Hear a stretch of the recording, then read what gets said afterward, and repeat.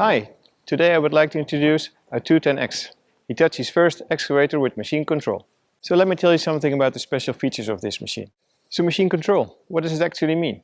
It means semi-automated excavation, which supports the skills of the operator during slope finishing, leveling or digging of trenches. Hitachi has developed this machine with one of the global leaders in the market, Trimble. So let me show you how it works. So the 3D design data of the job site is being loaded onto the machine control system. So once activated, the boom, the arm and the bucket are being controlled semi-automatically by just pulling in the arm lever. So the operator can choose out of several work modes like rough and precision. Another great feature is overcut protection.